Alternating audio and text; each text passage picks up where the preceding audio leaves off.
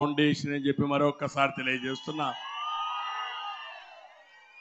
హైదరాబాదుకు ధీటుగా దేశంలోనే నెంబర్ 1 గా ప్రపంచంలోనే ఒక అగ్ర రాజధానిగా చేయాలని అమరావతికి రూపకల్పన చేస్తే దిక్కుమాలోడు వచ్చాడు. మొత్తం ఏం చేశాడు. నాకు బాధ, కోపం. ఒకప్పుడు శాతవాహనులు ధరణి కోట హెడ్ క్వార్టర్స్ గా చేసుకొని రాజధానిగా చేసుకొని పరిపాలించారు.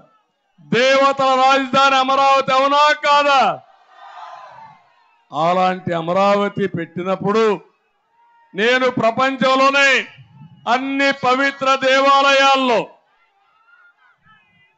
మీరు ఒకసారి చూస్తే మొత్తం తిరుమల తిరుపతి దేవస్థానం నుంచి దేశంలో ఉండే అన్ని దేవాలయాల నుంచి, అంతేకాదు ఇంకో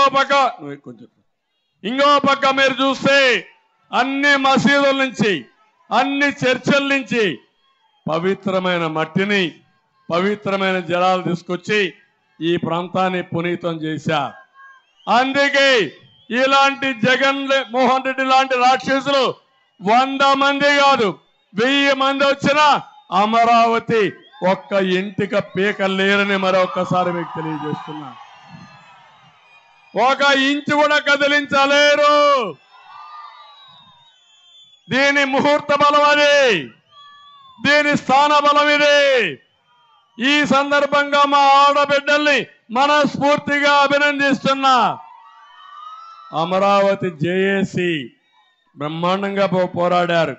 3000 కేసులు. ఎన్ని విధాలుగా మిమ్మల్ని అవమానించారో చూశా. అడుగడుగున అవమానాలు, పోలీసుల హింస, మీరు పడిన బాధలు నాకు ఇప్పుడు కూడా అర్థమైనాయి. కొంతమందిని పోలీస్ స్టేషన్లో పెట్టారు, జైల్లో పెట్టారు.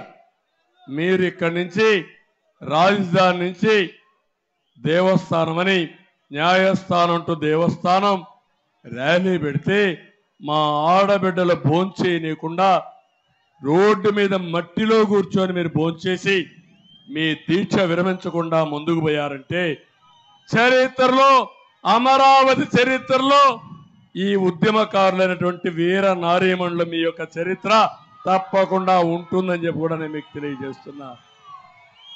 అది మీరు చేసిన త్యాగం, మీరు పోరాడిన విధానం. అందుకే అమరావతి నిలిచింది, అమరావతి గెలిచింది. మన రాజధాని అమరావతి. విశాఖపట్నాన్ని అభివృద్ధి చేస్తాం, కర్నూలుని అభివృద్ధి చేస్తాం. నేను మోసమైన మాటలు చెప్పాను. విశాఖపట్నాన్ని ఒక ఆర్థిక రాజధానిగా చేస్తాం, కర్నూలుని ఒక బ్రహ్మాండంగా అభివృద్ధి చేసి అభివృద్ధి చెందిన నగరంగా తయారు చేస్తాం. ఆంధ్రప్రదేశ్ ప్రజల కోరిక, 5 కోట్ల మంది ఆశ, 5 కోట్ల మంది డిజైర్ ఇది. అందుకే ఈ అమరావతి రాజధానిగా ఉంటుందని ఈరోజు అమరావతి కేంద్రంగా తాడికొండలో నేను ప్రకటిస్తున్నా.